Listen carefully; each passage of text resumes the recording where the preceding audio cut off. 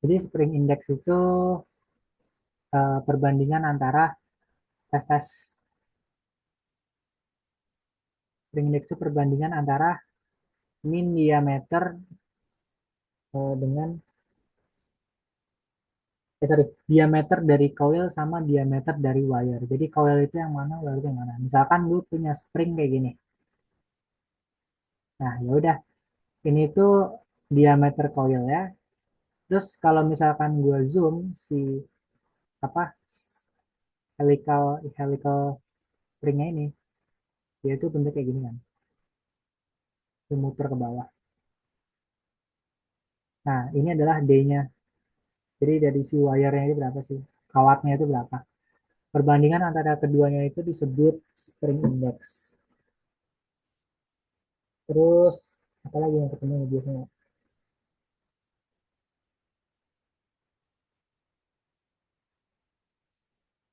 Ini sama ada shear stress. Jadi spring itu biasanya mengalami dua macam pembebanan. Kan spring itu gua tekan F kan. Nah, dia bakal nerima yang pertama itu direct. Jadi taunya itu pertama lah tahu direct, ya langsung aja gitu loh. Misalkan udah kasih 200 Newton ya 200 Newton ditambah sama tau yang torsional. Jadi si wire-nya itu sebenarnya bakal kepuntir. Dia bakal mengalami puntiran. Ini ada penurunannya di buku, cuma cepatnya aja ya. Direct itu 8 WD di D pangkat 3, yang torsional, sorry kebalik. Direct itu,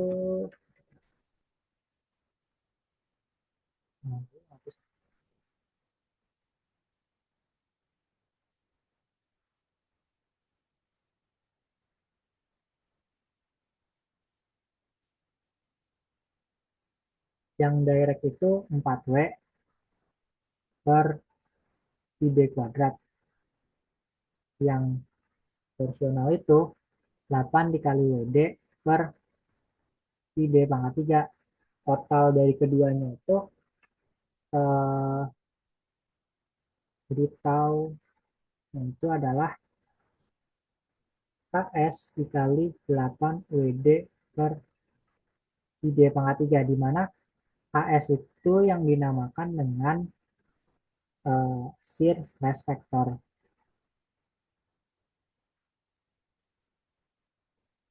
di mana KS itu nilainya 1 ditambah 1/2 C. C-nya itu adalah spring indexnya berapa, jadi itu KS-nya.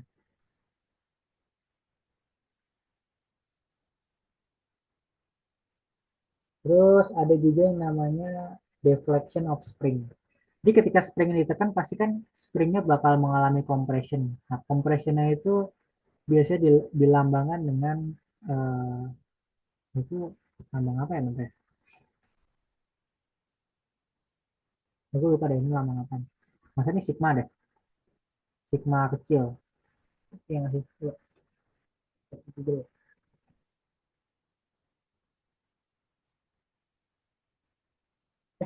itu delta, itu delta kecil, simbol delta.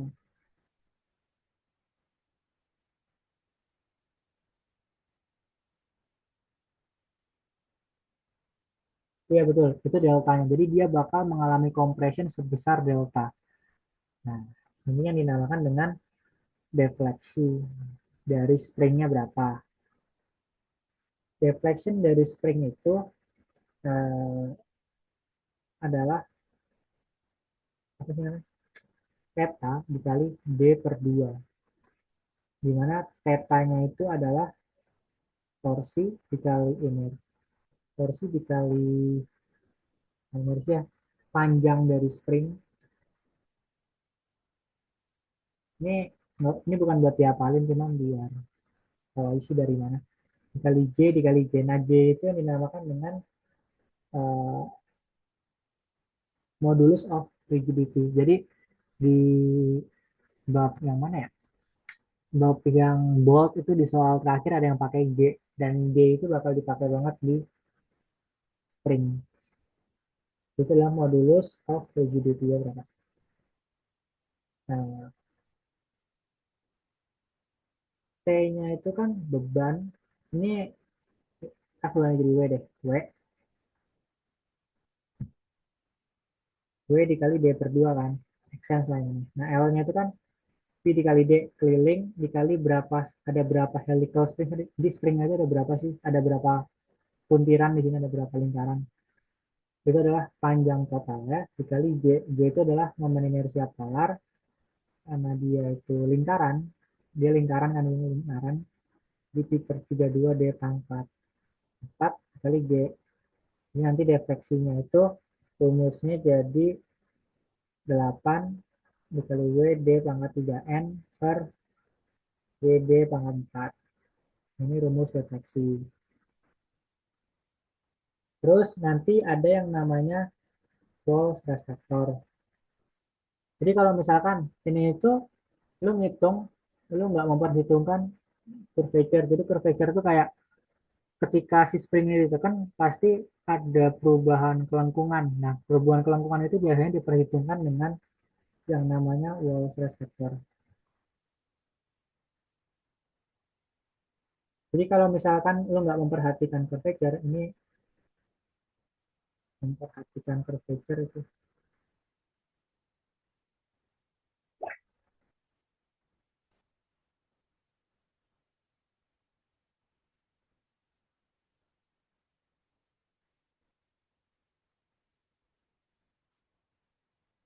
Jadi kalau memperhatikan curvature itu pakai K yang wall ini, rumusnya agak beda. Nah, agak beda sih, emang beda. 4C min 1, 4C tambah min 4, sorry.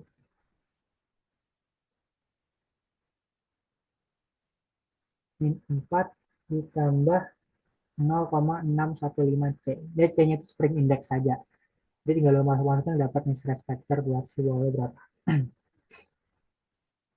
Jadi nanti kalau misalkan lu ngitung shear, ya shear stress dengan memperhatikan curvature, berarti shear stressnya jadi kayak gini. K kali sama WD di D pangkat 3. Bedanya K-nya aja, dari KS jadi K.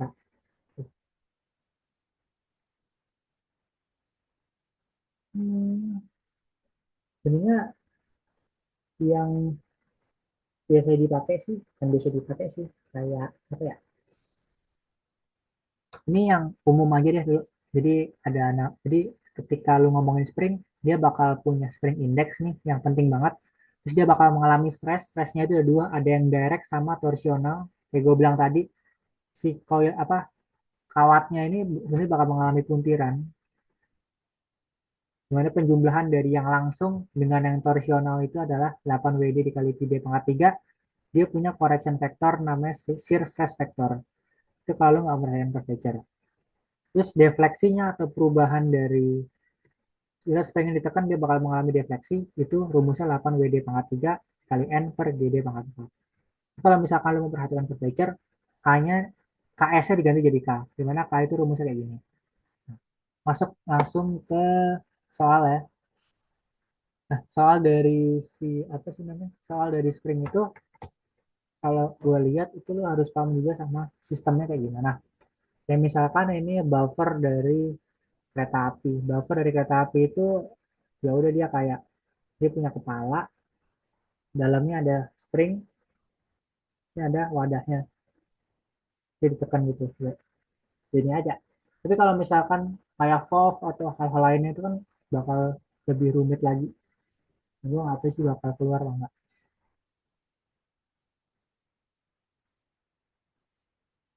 Eh,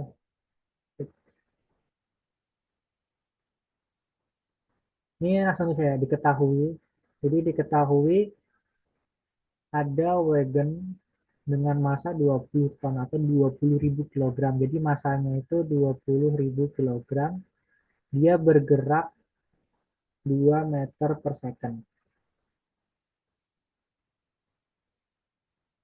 Terus diameter dari buffernya itu, berarti diameter dari buffer itu adalah, ini kalau gue bawa ke sini, springnya, ini diameter dari springnya, diameter dari buffernya, itu adalah 300 mm. Terus maksimum deflectionnya itu 250 mm. Jadi dia bisa kompres sebesar delta T, ya delta T itu 250 meter. Terus the allowable shear stress in the spring material, berarti taunya itu 600 megapascal. Nah, ini langsung ketahuan nih, karena di soal diketahui shear stress kan. Shear stress hubungannya sama torsi. Ya berarti make sense dong kalau misalkan ada torsional di sini, ada puntiran di apa namanya kawatnya. Ditanya itu adalah desainnya gimana sih? Desain dari buffernya. Itu dijawab. Nah, eh, ketika lo ngitung gaya yang diterima, ini kan wagonnya itu punya berat 20.000 kilogram. Berarti sebenarnya ada 20 kilogram, ada 20 ton kereta yang bergerak sebesar 2 meter per second. Berarti ada energi kinetik yang diberikan oleh si kereta seberat 20 ton itu. Makanya pertama kita harus cari energi yang disimpan oleh springnya dulu berapa.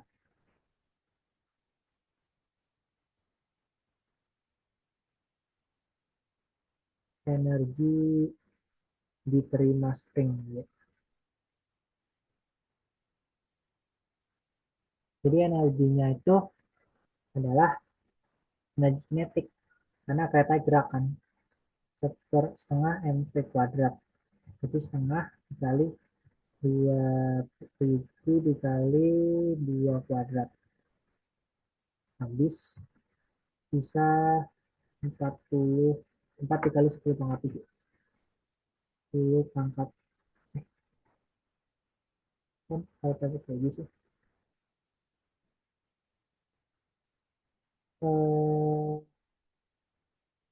4 dikali 10 pangkat 4. 4 dikali 10 pangkat 4, hmm, ton meter. Newton, kilogram meter per second itu Newton. Massa itu kilogram, kilogram meter per second. Oh ya, Newton.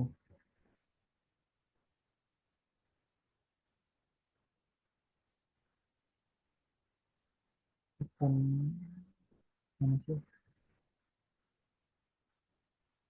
Kilogram meter kuadrat per second kuadrat. Kan, ya itu berarti Newton meter, sorry. Newton meter itu joule. Berarti total ada 4 dikali 10 pangkat 4 Newton meter atau 4 dikali 10 pangkat 4 joule. Terus karena kalau ngitung kayak gini tuh enaknya meternya diganti diganti jadi Newton meter. Meternya diganti jadi milimeter aja. Jadi karena ini meter ke milimeter jadi 4 dikali 10 pangkat 7 Newton milimeter. Terus ada rumus energi yang diterima oleh spring. Energi yang diterima oleh spring itu rumusnya adalah U setengah defleksi dikali gaya. Berat. Jadi setengah defleksinya kan 250. Terus beratnya, gue nggak tahu beratnya yang dicari berapa. Berarti ini energi yang diterima itu 125 W Newton milimeter. Jadi kinetic energi itu adalah energi yang diberikan oleh kereta. U itu adalah energi yang diterima berapa. Berarti kan hubungannya jadi eh, diterima sama dengan disimpan kan. Energi yang diterima sama dengan energi yang disimpan. Berarti setengah mv kuadrat sama dengan setengah delta T. Jadi 4 dikali 10 pangkat 7, 125 W. Jadi W-nya jadi Eh,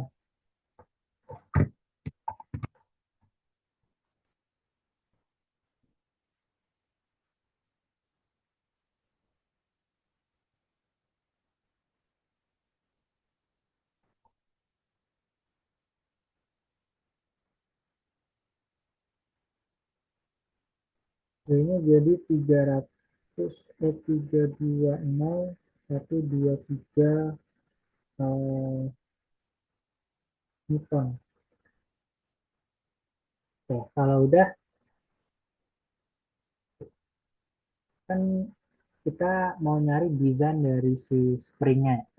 Jadi kalau desain dari spring itu harus nyari pertama diameternya berapa, terus panjangnya berapa, atau itu LF, free length-nya berapa, sama pitch-nya berapa. Nah ini tuh sebenarnya apa sih? Jadi kalau misalkan ada spring, ini kan ada coil ya.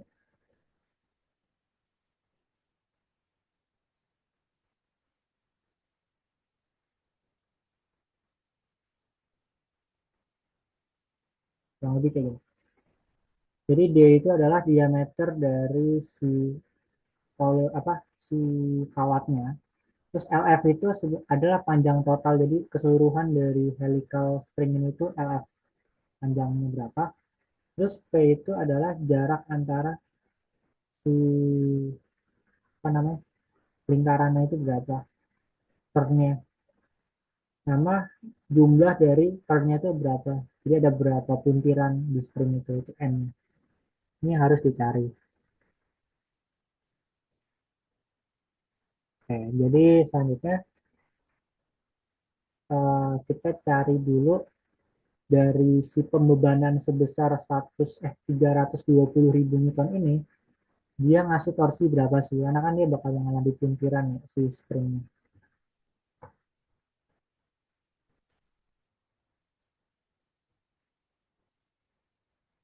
Jadi eh, torsi yang ditransmisikan oleh springnya itu berapa?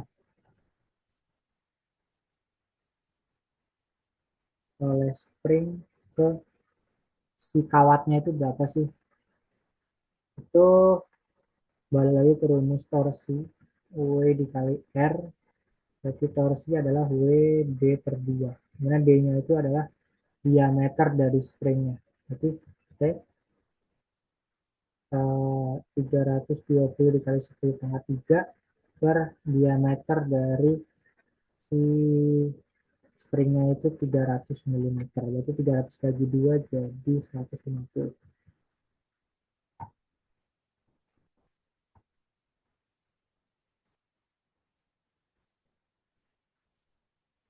Salah adalah itu 648 dikali 10 pangkat 6. 10 pangkat 6 Newton milimeter. Jadi beban ya W yang dikasih sama kereta itu ternyata ngasih torsi ke spring sebesar 48 dikali 10 pangkat 6 Newton milimeter. Nah, selanjutnya karena gua udah punya W, di sini gua bisa langsung cari defleksinya berapa. Mana nih, kan di sini W punya, D punya, G punya. Jadi G itu umumnya antara jadi G pada umumnya itu biasanya antara 80 kilonewton per milimeter atau 84 kilonewton per milimeter. Jadi lo bisa asumsiin aja salah satunya maunya berapa. Tapi biasanya dilihat dari apa ya? Beda-beda sih, kadang pakai 80, kadang pakai 84. Mau umumnya pakai 84, jadi ngambil 84 aja. Itu tergantung dari materialnya. Cuma kan kayak ya kalau spring pasti kan materialnya nggak beda-beda jauh ya. Jadi 84.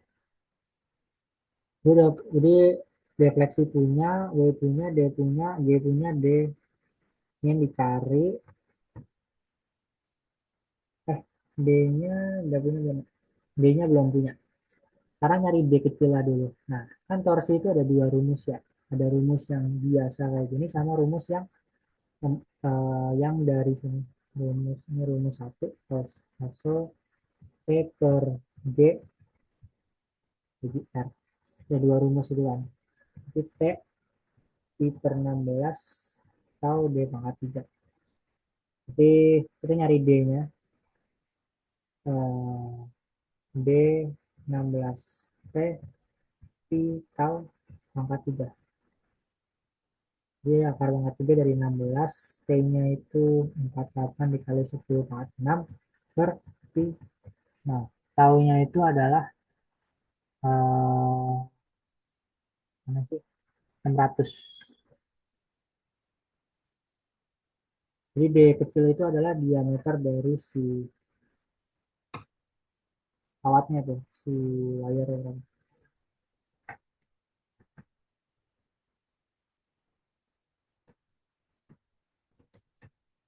6 per Pi 600.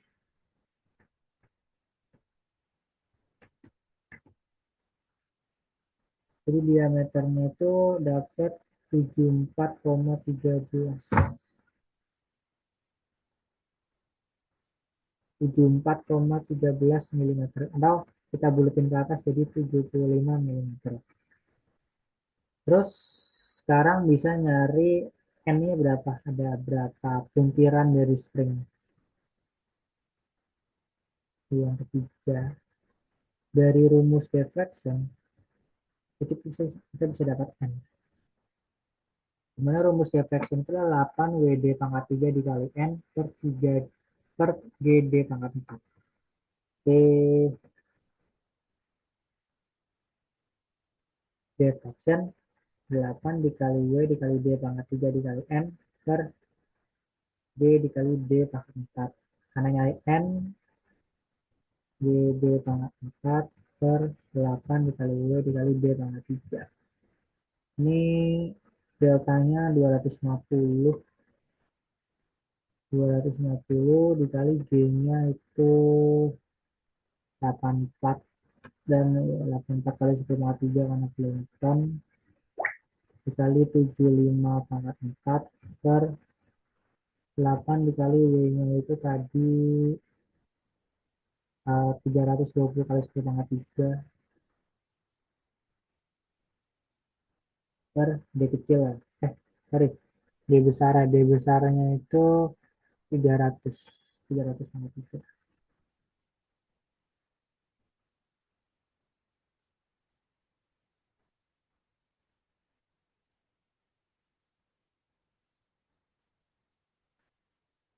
250 dikali 84 kali 10 pangkat 3.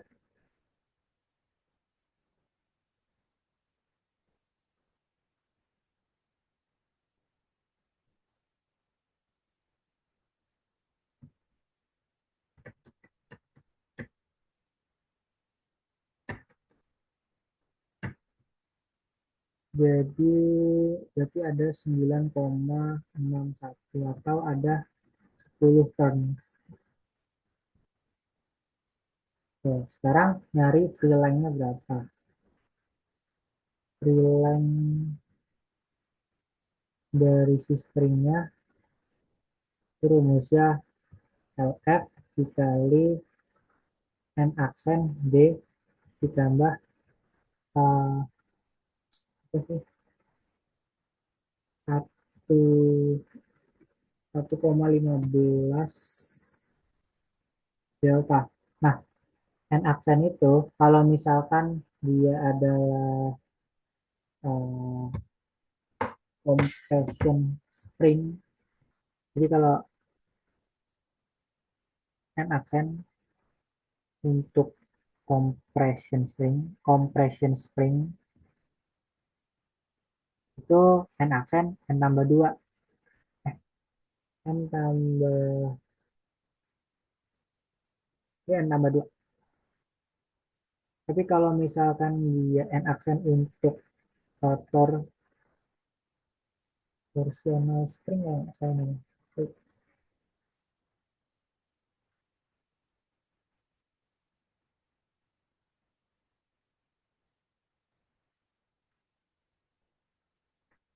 Namanya tuh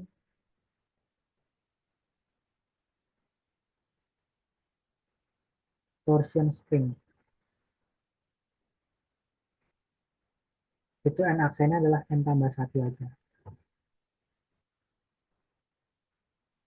Sementara ini adalah buffer, dan buffer itu sebenarnya menerima gaya compression, maka n aksennya adalah n tambah 2. Jadi LF n tambah 2 dikali D ditambah 1,15 delta. N-nya itu 10 tambah 2, D-nya itu 75,4 tambah 1,15, deltanya itu 250.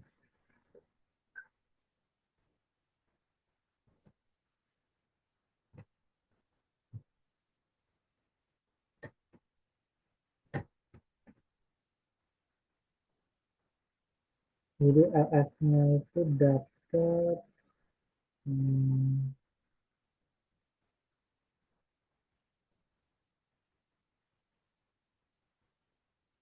eh 2,4 misalnya.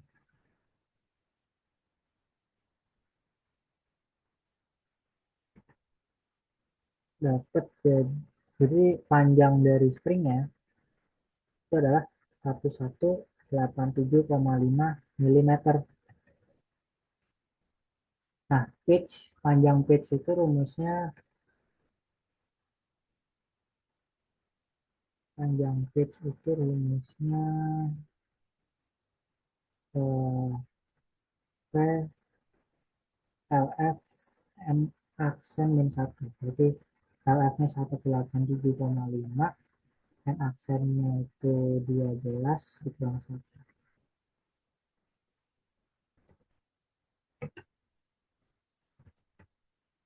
Jadi 107,95 mm.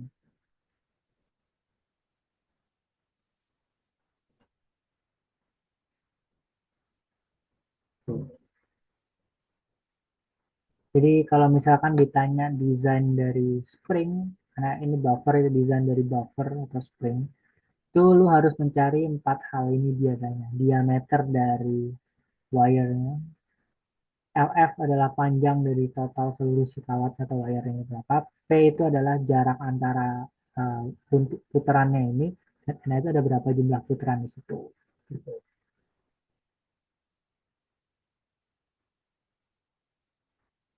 Sebentar gue share juga deh catatannya.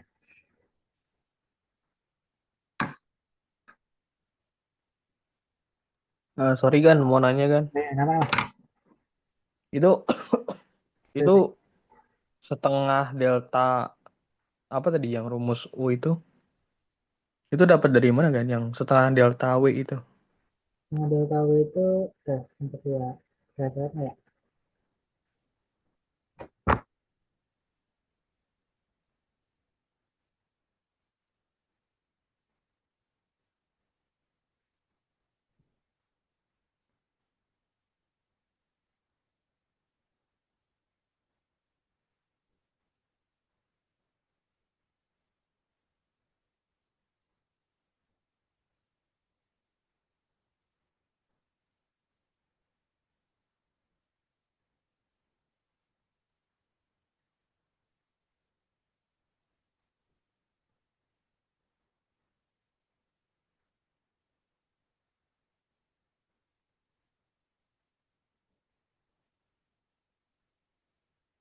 Ini gue sempat nyoret-nyoret penurunan rumusnya ya.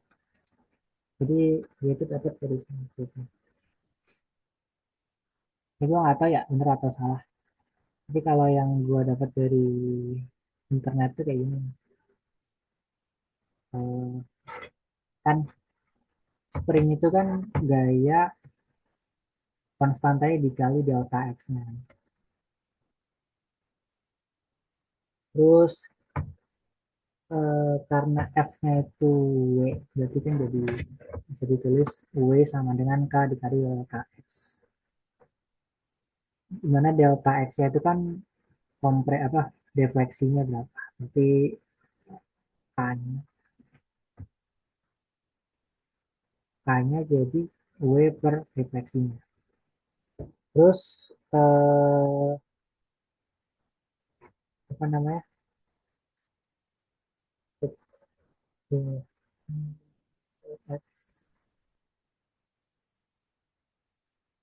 Oh, kerja itu kan F dikali delta S kan. Dimana delta S-nya itu perubahan jaraknya berapa. Nah, perubahan jaraknya itu kan sebenarnya adalah delta X dari springnya itu berapa. Atau dx-nya berapa. Nah, lagi. Tapi W yang di exert itu adalah F yang di exert untuk setiap perubahan gitu kan. Jadi WX di mana F yang di exert itu adalah yang dari spring itu F dikali X. Eh,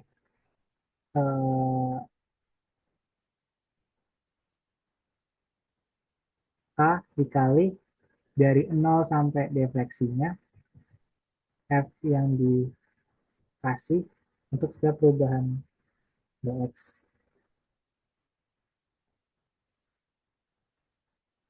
Tuh, K-nya belum masuk. Terus jadi dari 0 sampai apa delta K dikali X dx. Ya, jadi kan jadi kx kuadrat per 2 ini 0 kan. Jadi k 2 per 2. Nah, ini kan W, nah ini kan W kan, ini W, ini W. Jadi gue bisa substitusi ke atas ini dong. Jadi K sama dengan, eh, eh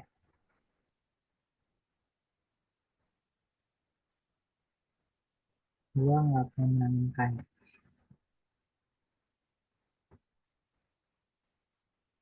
Itu masuk ke rumus yang ini.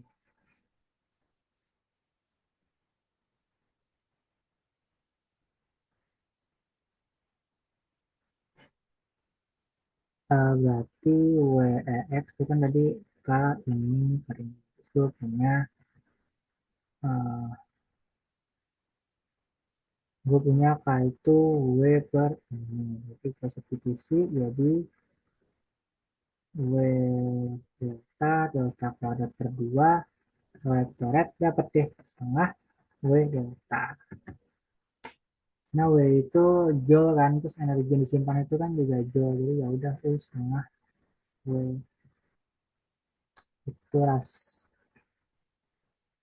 Jadi masuk akal Oke. kan ya? Oke, gantengan ya.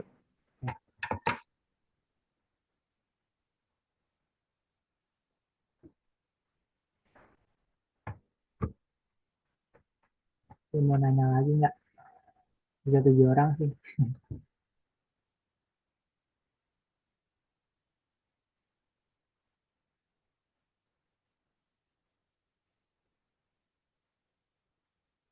Udah gue end ya, ntar rekamannya gue share. Ini cara nge-end nya. Keren Oke, banget, Gan. Gandhi. Thank you, Gan. Thank you.